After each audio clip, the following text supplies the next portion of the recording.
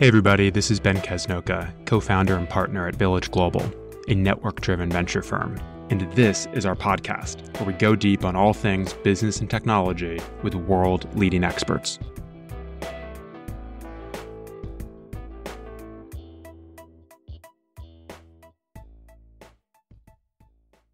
Hello, everyone. I'm Olga Sergeyevich, the head of investor relations at Village Global. I'm pleased to introduce our guest today, Chris Lunt. Chris is a CTO at one of the programs at the National Institute of Health. Prior to that, he worked at GetInsured, where he headed up government solutions, working with the federal and state governments and vendor community to improve health insurance shopping and enrollment systems. Chris has spent about 2 decades working here in the Valley in both private and public sector. And in today's conversation, we'll talk about technology-driven programs in the public health sector. We'll talk about the intersection of public and private partnerships, and we'll talk about general technology trends impacting healthcare. Thank you, Olga. Let's start with your career. You've spent time in a number of different companies, and in the last few years, you decided that this was a time in your career when you wanted to focus on impact and using your skills to create solutions which would impact a large number of people and sort of create the world you want to see. So walk us through your career and some of your takeaways on how the technology ecosystem, technology sector changed over the last 2 decades, and what were some of your takeaways from different companies where you worked? I'm going to give you 2 versions of the answer, and one is personal, and one is more about the ecosystem. And personally, I think many people go through a 3-act structure in terms of their career. You have 15 years to figure out what it is you want to do, what you're good at, what you care about. Then you get 15 years to really invest in getting good at that and mastering what that is. And then you get 15 years at the end of your career to decide what you're going to do with that, to draw down on all the capital you've built up, the intellectual capital and the social capital, and try and do something that you really care about. And I really see myself now as being in the 3rd act of my career and thinking about what can I do based on everything I've learned and everything I've built up over time to leave some legacy of the time that I've spent working. And for me, that really became also about the moment where there's this opportunity of these converging forces that came together at the same time. So let's go talk about the ecosystem a little bit to show how those 2 things line up. I got a chance. I started pre-internet working in software and hated it and thought about leaving the field. I found it so boring. And then when the web revolution happened, really, in 95 as it really started to become commercially viable to work in that space. And getting a chance to be there at the beginning of that and be involved in the early companies that were inventing a lot of the concepts around the internet and how we would interact with it was incredibly exciting, because you felt like you had this chance to create this sociological change. And what I saw is what was going to be a positive one of uniting people of common interest who felt like they were isolated in the past. And I think you even look at things like the LGBTQI movement that's going on now, right? In some ways is rooted in the fact that these communities were able to form as the internet really started to come on. And there's a downside that we've seen as well, right? We've seen all the other sort of negative communities that managed to come together around this. And I think we're still understanding collectively how to build a society that fully uses the internet. But to be there when that happened was really exciting for Web 1.0. And then in 2001, right, the whole thing comes crashing down, and 2002 is a terrible time to be in Silicon Valley. And I'm one of these people that sort of really believes in that idea of Silicon Valley that goes back to like Stuart Brand and the Whole Earth Catalog and these guys, right, of this crucible for social experiment and sort of imagining what the future of humanity might be like, and how you could build a better society and sort of shed a lot of the orthodoxy of the past. And there were a lot of dreamers in the Valley when Web 1.0 hit, who then got to be a part of that. And then it all came down, and then we started to build it all up again. But I feel like the second round, like, it was more venal. Like, it didn't have quite as many dreamers. More people just like, there's a lot of money in this too. And they sort of came into the Valley as well. And I felt lost a little bit of its charm. But it was exciting to be a part then of social networking, right? Which was another big revolution that came through. And I got to participate in that one as well and have some patents from that time when I was involved early on, and saw this opportunity to bring more humanity in terms of the interaction and the buildup of digital identity. Like, what does it mean to have an identity outside of your physical presence, but have something out there in the cloud? And so when 2000 16 comes along, you saw for the first time this opportunity for the convergence of genomics and more broadly of all of the new instrumentation that we had to be able to understand the function of the body and what human health was, and of cloud computing and of machine learning in a way that meant that we were going to have this incredible way to deal with understanding human health as an information exercise, not as a wet lab exercise, right? But just to be able to deal with it as a digital exercise of understanding what we could do in terms of medicine and improving human health, which for me is the All of Us Research program, which is I'm the CTO for this program. And the program's been going for 8 years. And has been really successful. It's been very exciting to be there at this moment where this is all converging. And I think we're having a whole new approach to how we do research and a chance for the NIH to really come into this digital age and really own that in a big way. So we'll come back to medicine and NIH, but one of your first sort of earlier part of the career roles was at Friendster, and you mentioned social media and first wave of the internet. So what were some of your thoughts when, all of the blockchain and crypto Web 3.0 craze started? Because a lot of the narrative around rebuilding was sort of based on a lot of the similar dreams and aspirations of the first wave. And so as you were seeing this new wave of builders talking about it, like what were some of your reflections, and how come you didn't get tempted to join that new revolution? I think there was a really good recently. Andreessen Horowitz, right, had published a popular article about techno-optimism. This came out in like October or something, parts of it I'm absolutely cheering on, right? And I'm in that camp. And there are parts of it where I'm very misaligned sort of politically with their conception of the way the world works. And right, I'm someone that believes in the power of the public side of things, like of actually investing public money to build up the baseline of research and things in a way that's hard to do in a fully market-based economy. I think that you need that collective action sometimes to help create the opportunities. And Silicon Valley is largely a story of public-private partnership as well in the past. And we can get more later. It'd be interesting to talk about ARPA-H and some of the other new work that's going on in this space. But I think that there was this idea that, like the thing that makes so much of the economy, inefficient and doesn't deliver full value to people is that there are banks in the middle of it, right? If we can get banks out of the way, like things will get better. And that I partly have been through a couple technical revolutions too. You recognize that these revolutions empower both the better angels and the demons of human nature, and that a lot of this was going to be criminal, and that actually removing people from the middle of this, I didn't think was necessarily a good idea or going to produce better outcomes. It's really interesting when you look at the big technology changes that have happened like in the last 20 years that have had a positive impact on our lives, and how sketchy some of them are at some level in terms of their relationship around regulation and things. So you look at Airbnb or you look at Uber, I certainly, for one, benefit from the fact that you had this bad system of this monopolization of taxi medallions that prevented people from having like a reliable way to sort of get a private car. And what an improvement Uber was to do that. That how they did that, right, was sort of really treading on the toes of that. And maybe you can talk about regulatory caps or other problems that contribute to that. But on the whole, for me, a lot of the Web3 stuff wasn't grounded, I felt, in a realistic understanding of human nature. And I felt like that you weren't going to get a good outcome out of a lot of those things. And that's part of why I wasn't that interested really in being involved in them, because they seemed so rooted in this sort of objectivist idea that like if everyone's selfish, it'll all work out for everybody. Because I don't really believe that that's true. Yeah.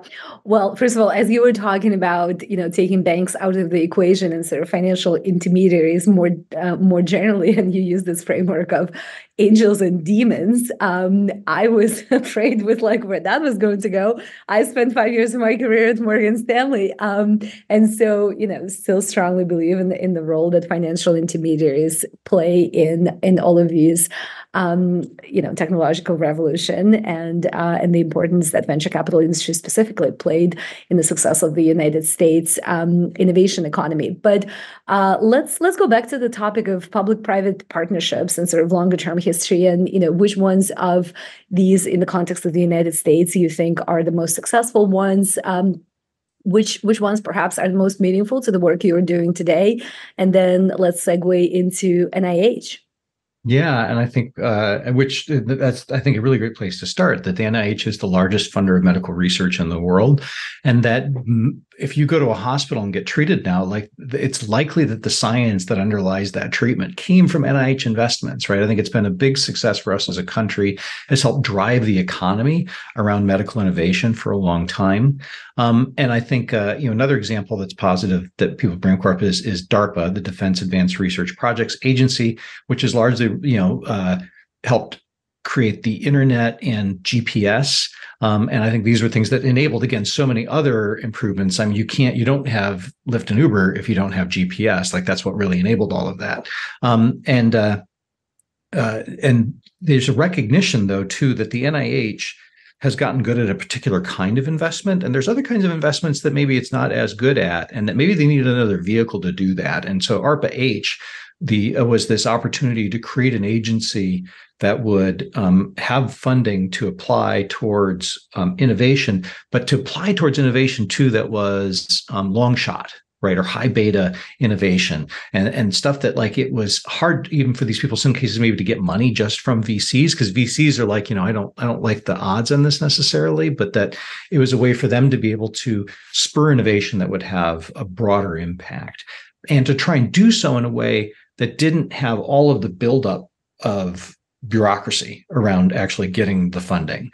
Something that operated closer to DARPA, where it was a much quicker model for people to be able to come in with a good idea and get an investment without all of that. I think about I took an investment back in like 2005 or 2008, and there was another group that had taken an investment right before me that and they were starting at that time. They're doing more models about smaller investments, right? So this is back sort of like Y Combinator and Techstars and others are really starting to get traction, showing that you could come in earlier with these seed investments and spread a little more broadly, and then reinvest in the things that were doing well.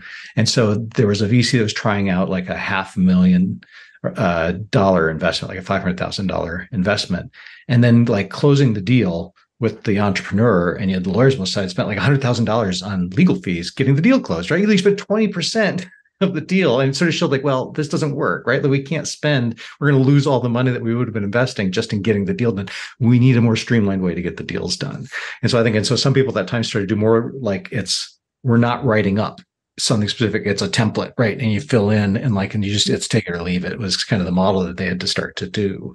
And so likewise, I think you look at ARPA-H and you go, what does it take to get investment here? And it's got to be something that can be small enough of an overhead, right? That the kind of people who are going to do that innovation can do it. Because one of the other problems you see is like, as you go to do government investment into some company, and the cost of putting a proposal together is huge, right? Because you're asked to do all these things and prove that you can do it, improve all the things you can do around security and everything else. And it gets so burdensome, like a small company just really can't take that on.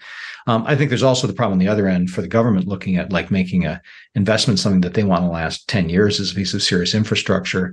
Investing in a company with, a year or two of experience, it's hard for them to get comfortable with that idea. And so it's interesting to see how the vehicles that we used for public investment have changed over time. And I think you've seen at the NIH, you had grants, which is basically throw money over the wall and good luck and just tell us how it works out. Cooperative agreements where we're going to trust you to help put the scope together of this because you're the expert in this as well. And we're going to work back and forth on this. And then contracts where it's like, we're going to tell you exactly what we want. And you have to build to that specification. And they started to create other transactional authority OTAs. And they've started to use that as a way. And it's a whole new model of how you interact with the partners that sort of gives you more control than you'd have in a cooperative agreement, but doesn't have the specificity that you would have in a contract. I think that's opening up new venues for these kind of public investments.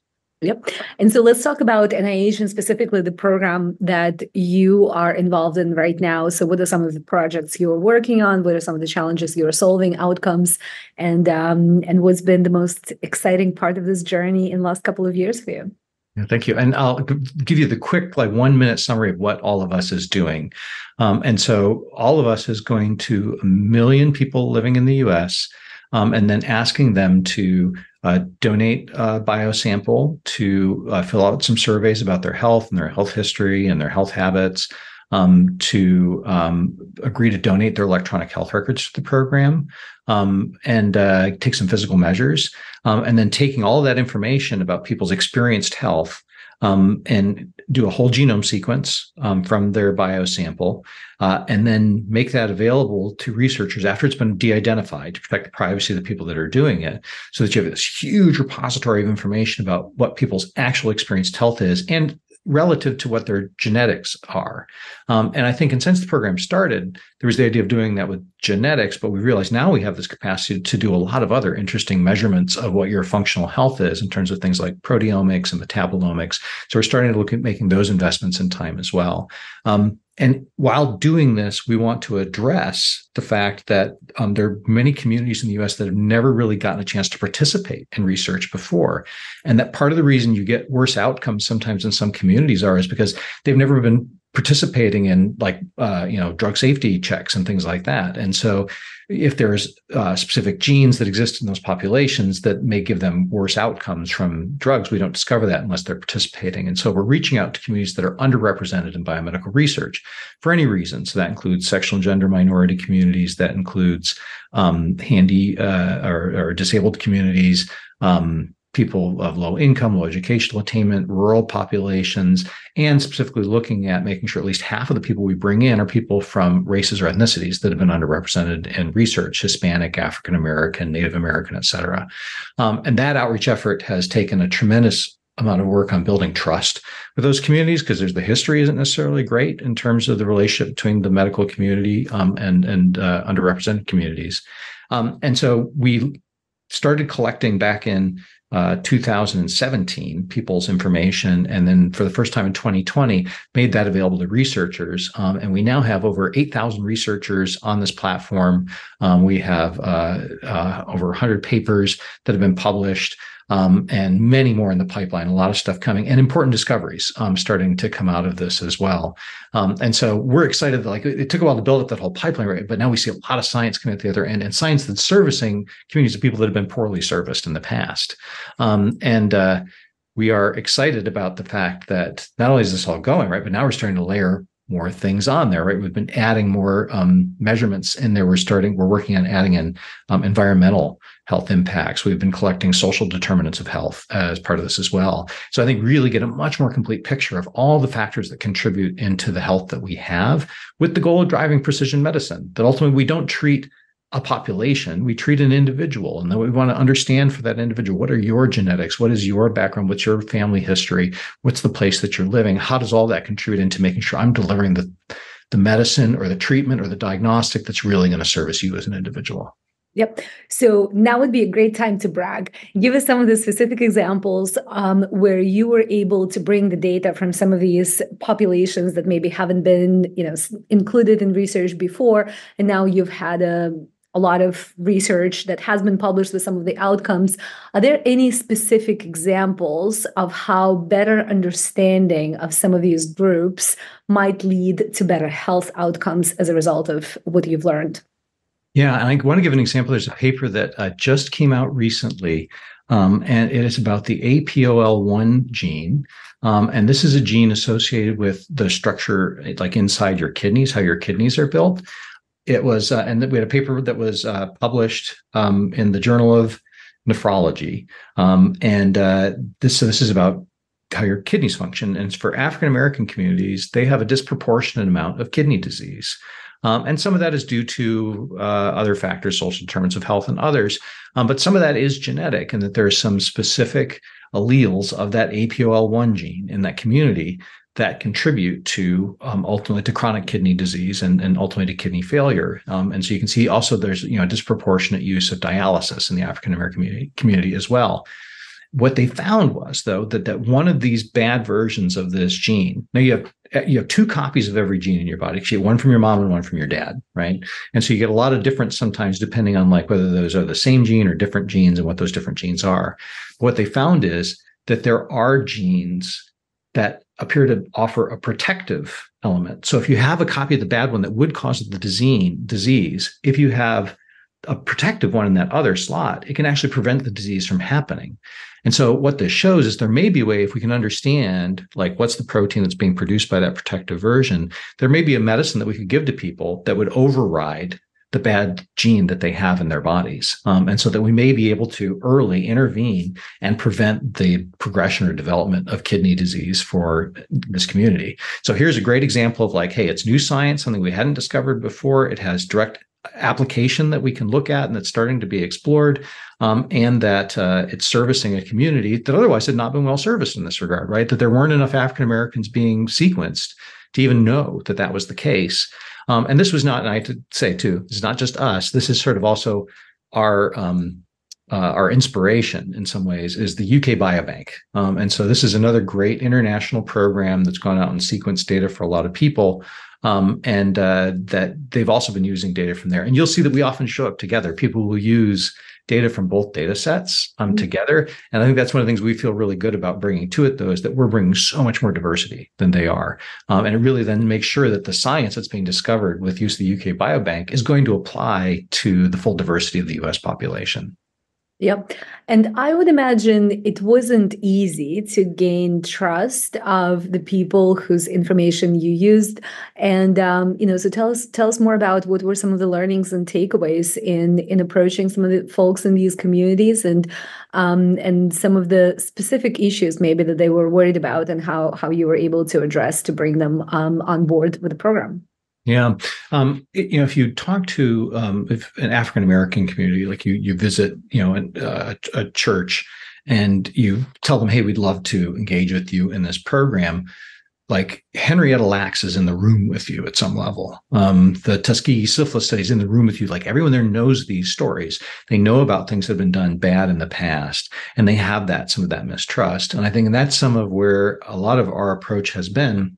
One, to make sure that the diversity of the populations we're seeking are reflected in the people running the program, and the groups that we're hiring to go out and help us to do this recruitment, and to then go to engagement groups that are specifically interested in the health of their communities as intermediaries of people who already have some trust in those communities, and going to where those communities are and places that are sort of central to those communities. And I think, and I brought up the example of a church is not by accident, right? We've engaged with a number of African American church organizations that are interested in health and science and trying to help promote that broadly in the African American community. We work with the National Hispanic Alliance. We work with 50 Forward. There are a lot of big engagement groups we work with who help us to sort of bridge that, to help communicate, to help educate, and sort of show people like what's the potential impact? What do we get by really engaging in these programs, and really show that return of value back to the communities and even along the way to the people participating in the study. And so we're doing something that studies generally have not done in the past, that we're sequencing your genome, and there are a defined and recognized set of genetic variations that you may have that make it very likely that you're going to have a significant health problem, and that there are ways for that to be addressed. And so that we are returning that information back to the people participating in the program. That's been hard. That's been expensive. I think we're sort of breaking ground on a lot of this, but we felt it was important and respectful to say like, hey, if we found something that really is relevant for you, we feel like we're obligated to return this information to you for the sake of your health. So we specifically hired a company to be our genomic counseling center. And so if we find something, first we go and do validation at a clinical level to make sure we've really had that finding.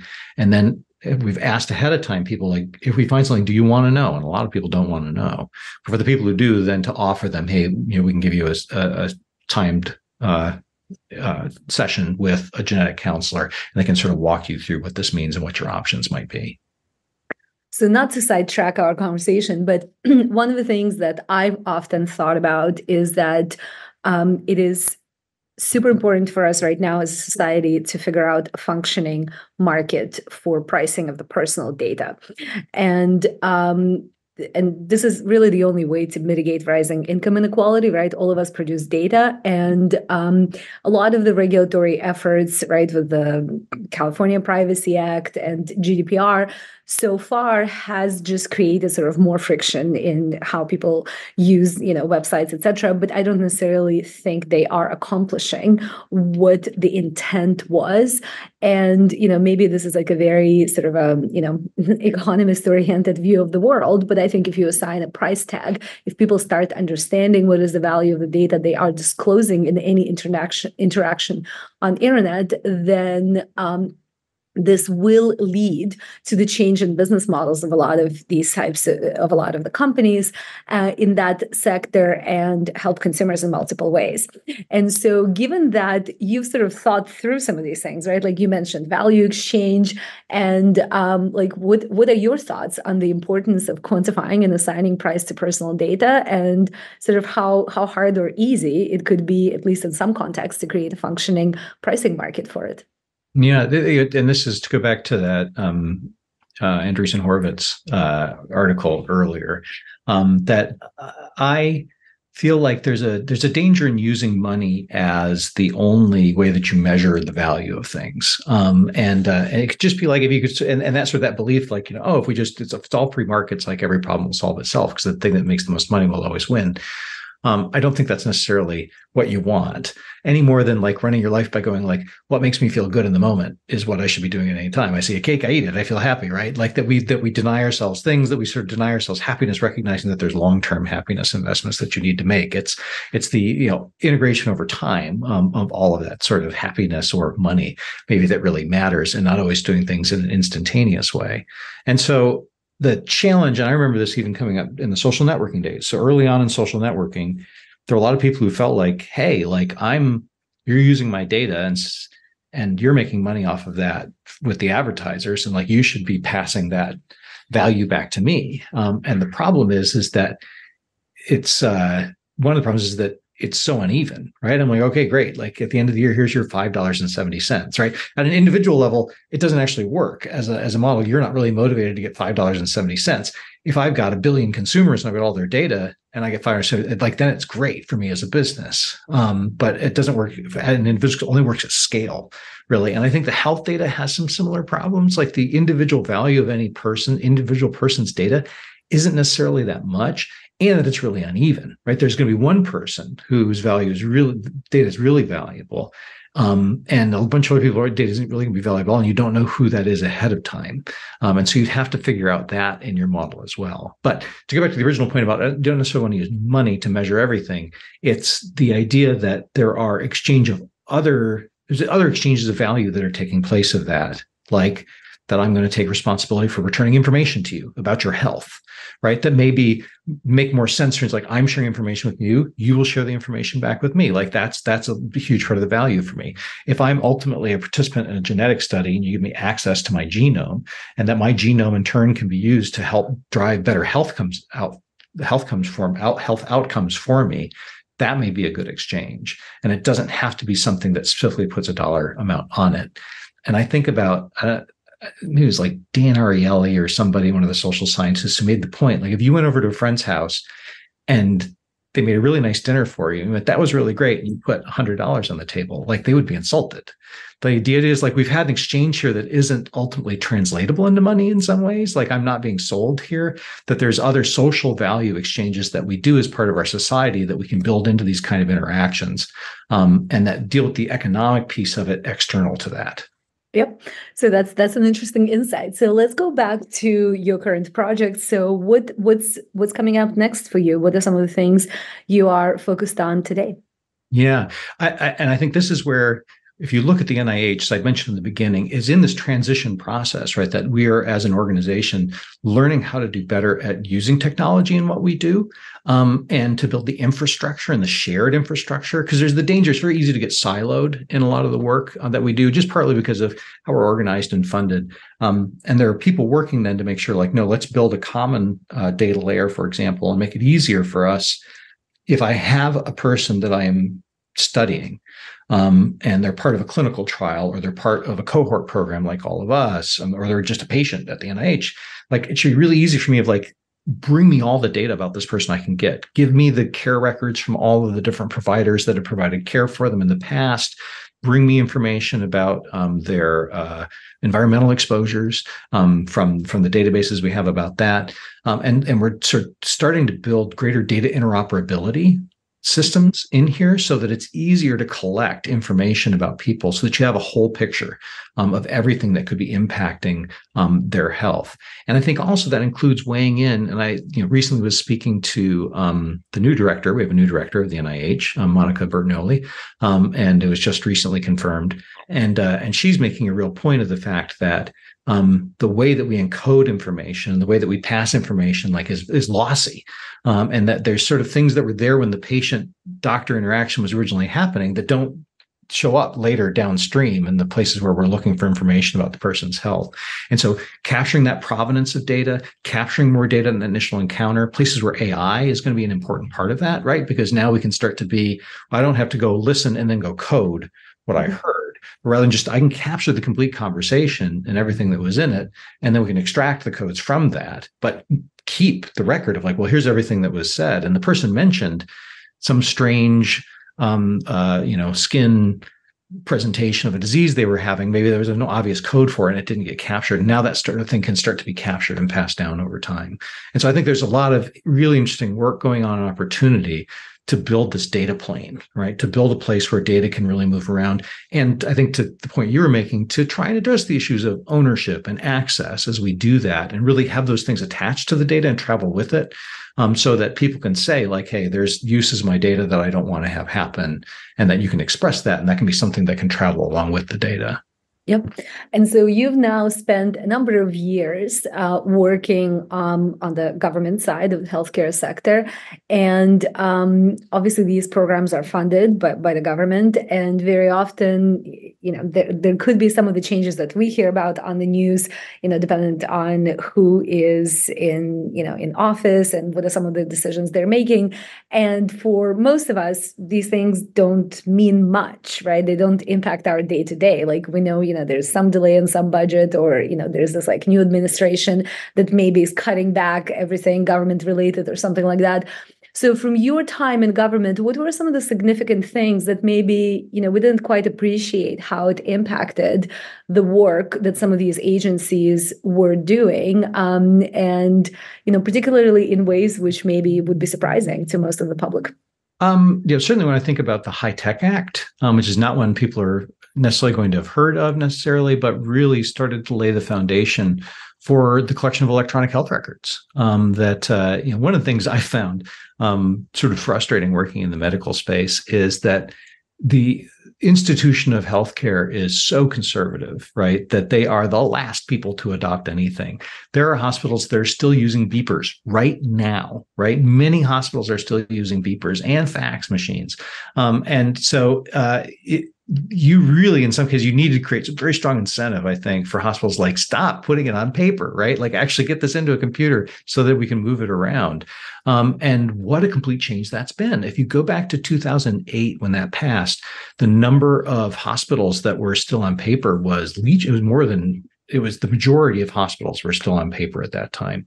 And how that one, followed up by work of the Affordable Care Act, really got the hospitals to move on to digital technologies and start to get that data to be something that could move around.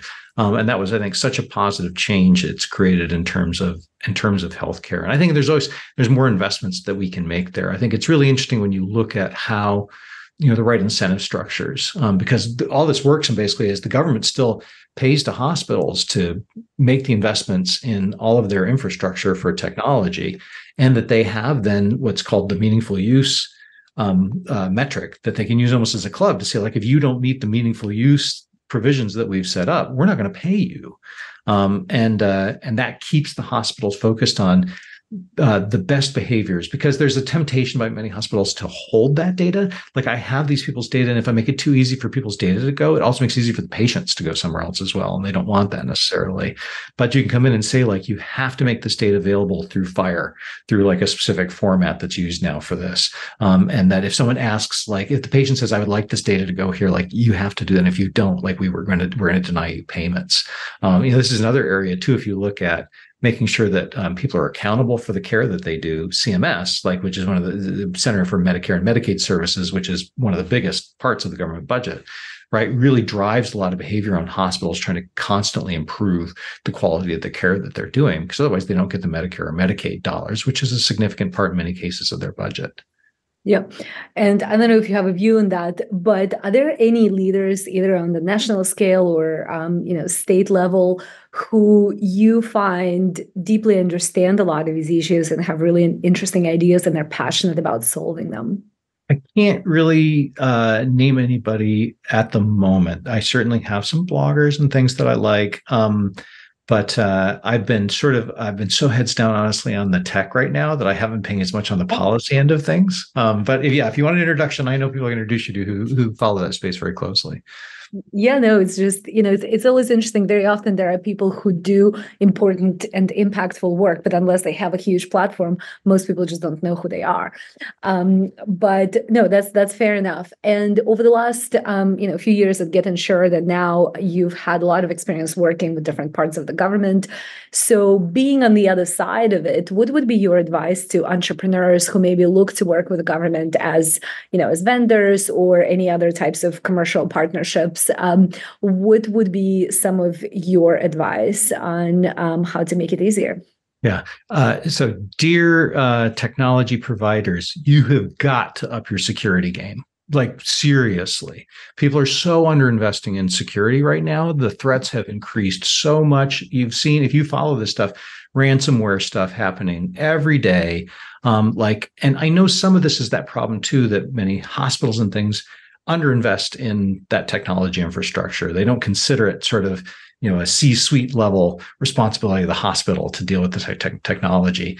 And many of them are paying the price now, just that they've got poorly conceived and poorly managed security enterprises. And in general, and you've seen the recent breach at 23andMe that happened, right, just undermines consumer confidence in all of this in a way that's really damaging. And so I would encourage everybody to really have dedicated staff, like have a senior security person sitting at the table when you're making important decisions, and don't find somebody who's a box checker, right? Like, you're really looking for somebody, and hopefully everyone will recognize this too. Like, if you're doing something as an entrepreneur, is you need enablers. Like, you need someone I'm here to help us do what we need to do with security in mind. And I'm not here to tell you can't do that, right? I'm here to find, like, what's the way that we can find this? What's the yes and for doing this? But please invest more in security. Yep, fair enough. And as you're looking at what is happening in the world of technology today, what are some of the things that maybe you're worried about? And then what are the things that make you optimistic? So, I mean, like everyone else, right, I'm fascinated by what you can do with the ChatGPT. It is, I find sometimes, like, I start playing with some idea, because you take, for example, like, we have data in some format needs to get into another format. And so you're like, oh, ChatGPT will do this for us. And it does. But then you have to ask yourself, like, but why is it in that other format in the first place, right? And you start going down layer, like, well, maybe we can reinvent this part. Somebody you have to go lay down, right? You're like, the whole thing starts to unravel, the whole sweater of what we have done, in a way that I think in the long run is going to be really positive. But for a little while, it's just going to be very overwhelming to think, like, I can reimagine anything that we're doing. And then, so where do I even start? Like, what's the first thing that we go and change or fix to make all of this better? I do think, and you look at electronic health records, right, are a really important part of medical research for us, because that's where we practically learn about what symptoms are people presenting with, like what tests were done and what measurements were made and what did that reveal and how did the person progress over time. You're getting all that through the health records. But health records were built for billing purposes, right? They weren't really built for capturing all of this from understanding the actual experienced health.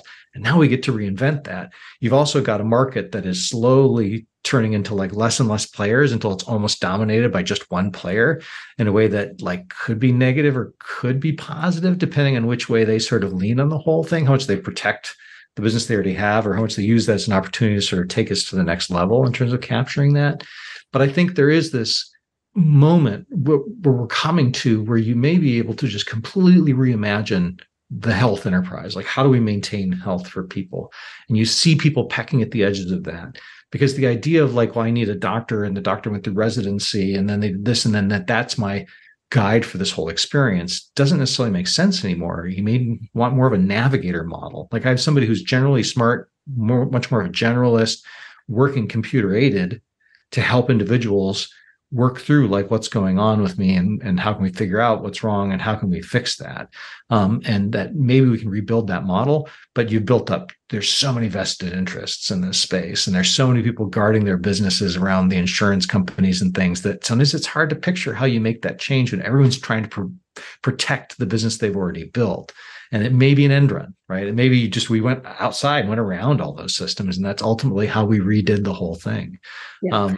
So I love this topic of new sort of jobs of the future. We recently hosted our CEO gathering, and a number of companies were talking about these new jobs that have been created now based on the types of tools they're using, including things like chief prompt engineer, and then somebody has a company historian, whose job is sort of connecting different parts of the organization in an effective way. And so I love this idea that there could be this person who sort of helps you navigate some of these systems. Are there any other types of jobs and functions that you feel will be created in the future based on the tools that we have today? Yeah, another example I want to give is my older son is in college studying architecture. And I feel so many things he's doing, I'm looking at him, there's no way, right, in 5 years that's going to be done the same way. And partly I've encouraged him to think of it as, what you should be doing is just spending your time really getting a deep understanding of our relationship to our built environment. And then you've got all these developing tools that will allow you to take that understanding and have a vision that you can then go execute on against that idea. But that the deeper thing that doesn't necessarily change is just that we're human beings. We're basically the same as we were 150,000 years ago, right? And some of those things aren't going to change, or not going to change very quickly. And think about then how you use all this new tech to apply it. I think it's, and I have, it's not, it's on the shelf behind me at the moment. This book, which is a Faden book about houses, and it's just a list. It's just pictures of like, each one's a page with like some house on it that was really interesting at the time and affected a bunch of architects. And if you go through this book, you'll come out of it going like, I couldn't possibly come up with a new idea for a house, right? Like, it's all been done at this point. There's no way I could find something new, except technology is always the thing that changed. I mean, you have mid-century modern houses in part being, built out of just steel construction that you have, or out of like, pressed wood, like that some new technology came along. And then I was talking to my son about this when we were doing a neighborhood tour nearby, and we found this 3D printed furniture in the house. And we're like, yeah, look, like here it is, right? Like, here's the way the technology creates the opportunity to create it's still a chair. Like, you fundamentally have to fit the contortions of the shape of a human body, but you can do it in really interesting and new ways if you have some new technology. And so I feel like that's, the sort of thing of the future is the tools are getting so good at helping you do the synthesis, like taking a lot of information from a lot of different places and being able to creatively sequence that in new ways. And that if you can learn how to use those tools, you don't need to do the act of like, what happens if I stick these two things together? Like, it can kind of do that for you, but you need to be the one that has the understanding of like, how do I define the goals here? How do I define what success looks like? How do I turn this into something that has an outcome? Like, that's our role, is to just be the thing that has the drive and then the objective function to understand when you've succeeded or failed. And learning how to do that well is going to be what's going to be really important. Well, it seems like there will be jobs for MBAs, but Okay, so let's move to the next topic. You are a founder and the CEO of what some might call the most exclusive book club in Silicon Valley. Okay, that's the rumor I started. But anyways, you've been running this book club for a number of years. Talk to us about book clubs. What makes one successful? What have been some of the things that have enhanced your life about having that group? And what was the best book or the most thought-provoking book that you've had? Because I think you've had over 100 now, right? That's right. Yeah. And so I learned about myself when I was in my 20s, and that first act one, right? And you're figuring out how you work, is that to finish something, like I need three things. I need a deadline. I need a social obligation. And in some ways, ideally, I also have some sort of financial obligation. And like, really, if I have all three of those things, like I'll do it, and I'll get it done. And I did some exercises then early on where I'd wanted to learn a little more about photography, and so I put together a little photography club where we would get together once a month and we would present our best photos, and we would have a pot. Everyone would ante in like $10, and by vote, whoever had the best photo would get the cash prize. Later, I dispensed with the cash prize part of it, but then read the book At Home in the Universe by Stuart Kaufman, had a friend who'd also read it, and we had a conversation about it and decided we really needed to read it again and thought we would read it together.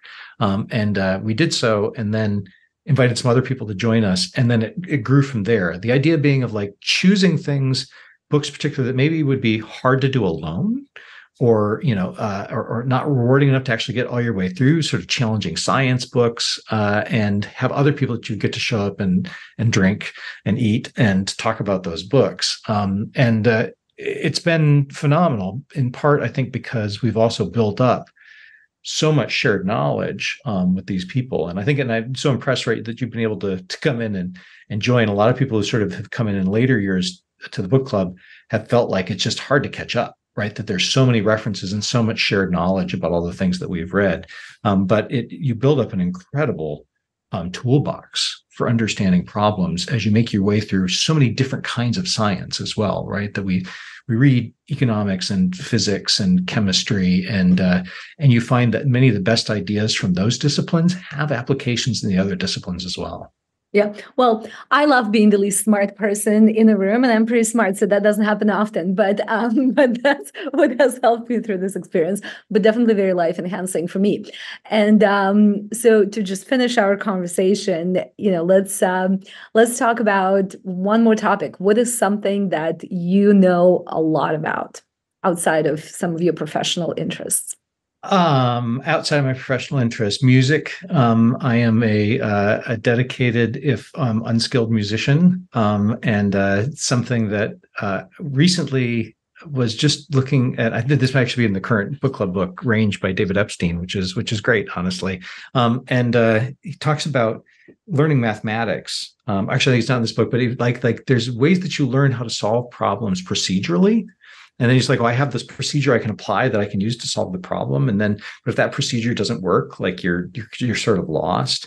And that there's really different kinds of education. And one of my frustrations, in fact, with a lot of people who learn computer science now is that they tend to learn it in this way that's about like, oh, there's these patterns and there's a toolbox. And just if you see this pattern, you apply this tool, but they don't. And so they can apply tools, but they don't know how to actually build a tool from scratch. They don't understand the underlying part of it. And I think that for me, as I'm learning about anything, I'm always trying to look how to get past just the procedural stuff, but get down to a real understanding, a real total grok of the underlying structures that are in the thing that I'm studying.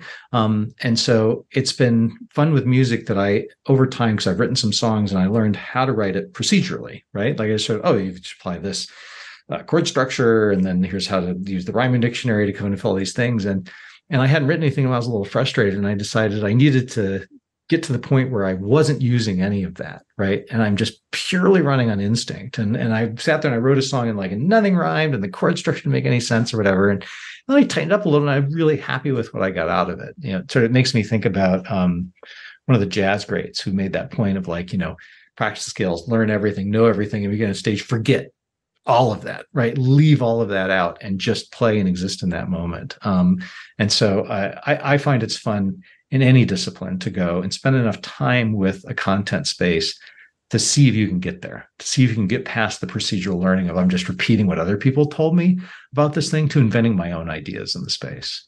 Well, I struggled for 4 years in a musical school, after which we definitively proven that I have no musical talent. So I will have to find another hobby, but this does inspire me to think of something similar. But look, Chris, it's been a pleasure to have this conversation with you. Thank you for joining.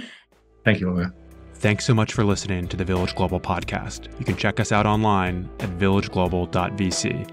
We'd love to hear from you, your feedback, your ideas, your inspirations. You can email us at hello@villageglobal.vc.